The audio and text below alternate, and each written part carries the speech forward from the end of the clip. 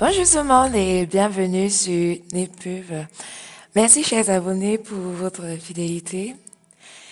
Aujourd'hui, je vous amène au niveau du VBA, Visual Basic for Application, qui est implémenté dans Microsoft Visual Basic de toutes les applications de Microsoft Office.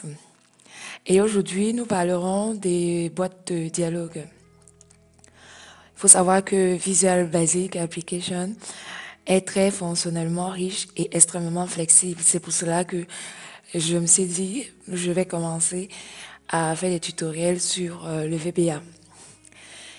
Pour les nouveaux, vous avez pu voir que la chaîne est un tout petit peu diversifiée. N'hésitez surtout pas donc à me poser vos questions et je répondrai. Je lis tous les messages et j'apporte généralement des réponses. Dans cette vidéo, on va voir deux volets. Le premier volet, ça sera la partie théorique. Et le deuxième volet, ça sera effectivement la pratique. C'est en forgeant qu'on devient forgeant. C'est pour cela que je vais vous présenter déjà les constances, les valeurs et tout d'une boîte de dialogue. Et après, on fera la pratique assez tranquillement. Une boîte de dialogue est une boîte qui affiche un message.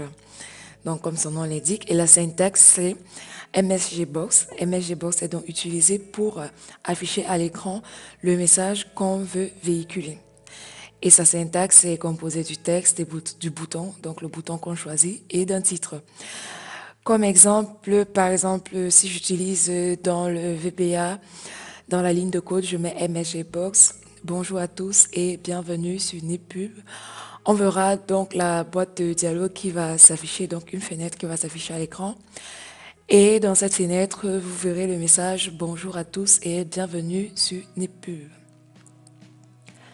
La décomposition donc de la syntaxe. Le texte, c'est le texte de la boîte de dialogue. Les boutons, on a des choix de boutons. On peut avoir oui, non, annulé. Je vous montrerai après toute la liste qui... Bon, pas toute la liste.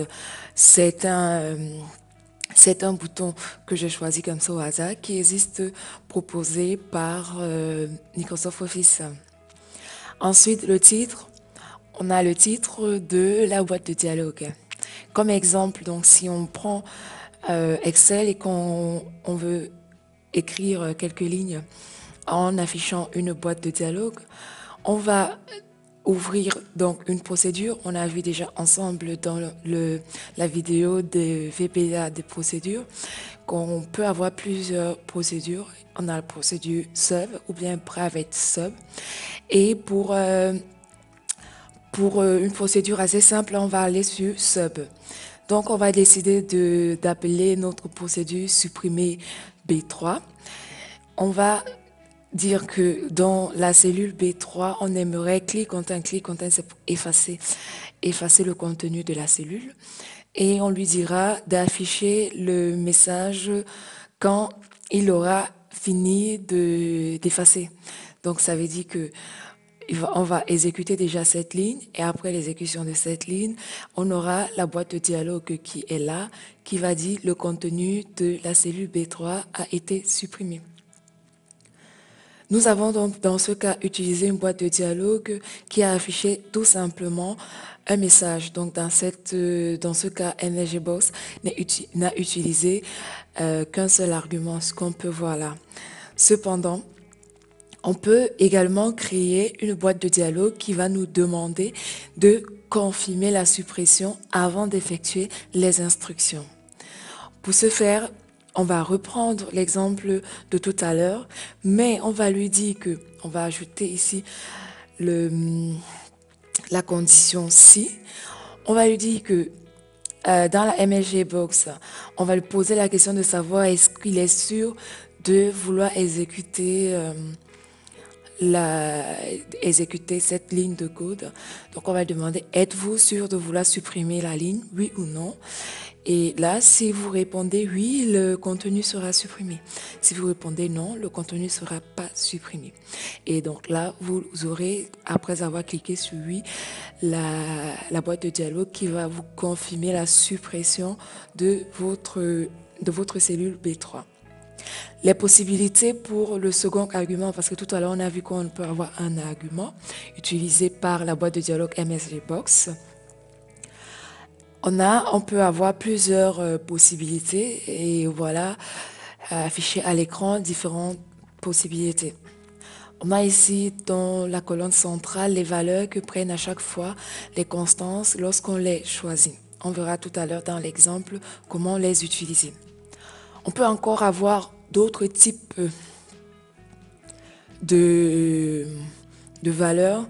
Pour la valeur 16, en utilisant la constante VB critical, on aura ici comme petite indication cette description et derrière on aura le message qu'on aura sélectionné. On peut également avoir ce type de possibilités, c'est-à-dire VB Default, le bouton 1. Donc, on a trois possibilités ici, bouton 1, 2, 3. Et comme valeur, on a ces valeurs. On va s'en dire que pour une boîte de dialogue avec oui, non ou annulé, plus icône de bouton, on peut avoir la possibilité d'utiliser à la place ici du oui, non, utiliser plutôt la constante. Sachant que la valeur à 0, c'est une valeur par défaut.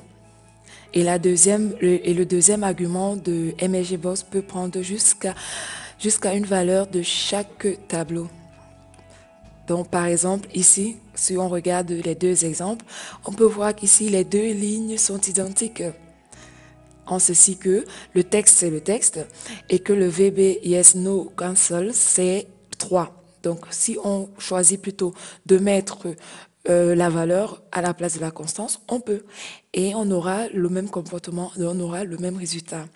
Les valeurs renvoyées par MSGBox peuvent être, si on prend du VB OK, c'est 1. Ça, c'est une valeur qui est cachée en arrière-plan, mais ce que nous voyons comme bouton, c'est le bouton OK.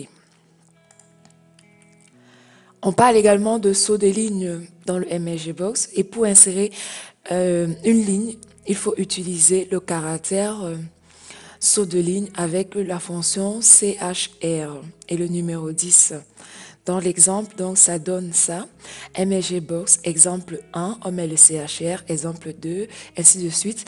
Et lorsqu'on exécute notre programme de VBA, on a ça comme fenêtre qui s'affiche à l'écran.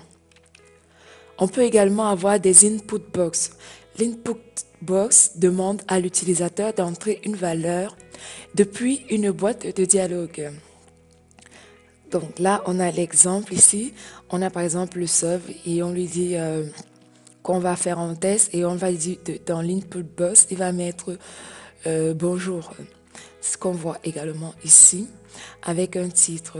Et on lui dit si on a l'input box qui est vide, alors on affiche le test. Ici, on peut également avoir la possibilité de mettre une valeur par défaut ou alors de remplir. Voici donc la fin de la partie théorique. Restez connectés pour regarder la pratique, juste pour voir ce que ça donne quand on tape les lignes de code dans Excel. Je vous dis à tout de suite.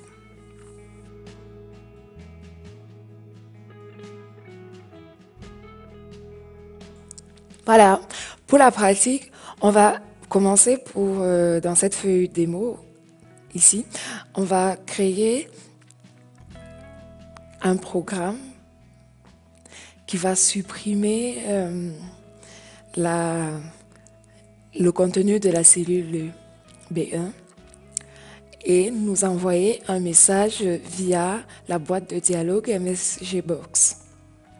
Ensuite, vous verrez dans la suite de la démonstration les exemples de boîtes de dialogue qui ont été présentés tout à l'heure dans la partie théorique. Donc ici, on va lui dire que si on supprime le contenu de la cellule B1 qui nous affiche le message que nous sommes en train de taper. On enregistre. Ensuite, on va aller paramétrer le bouton pour que lorsqu'on veut lancer la macro, ça s'exécute automatiquement.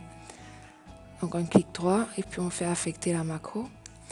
On va sélectionner la macro qu'on vient de créer.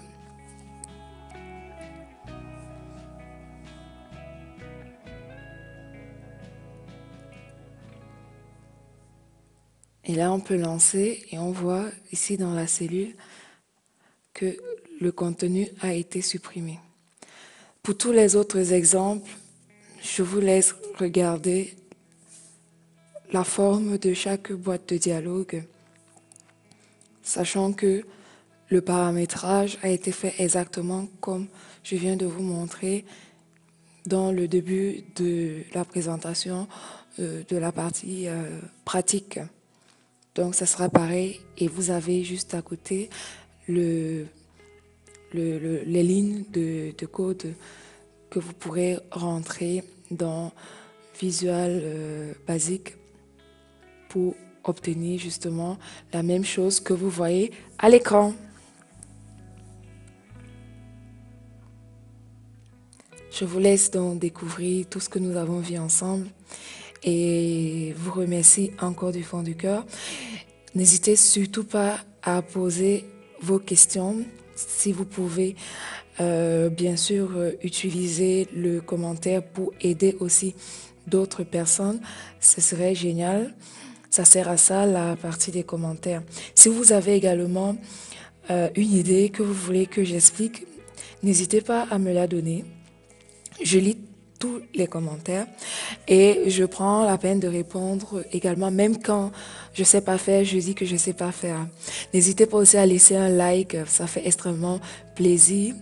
Si vous voulez poser un commentaire pour me faire plaisir ou bien juste pour me soutenir, alors faites-le.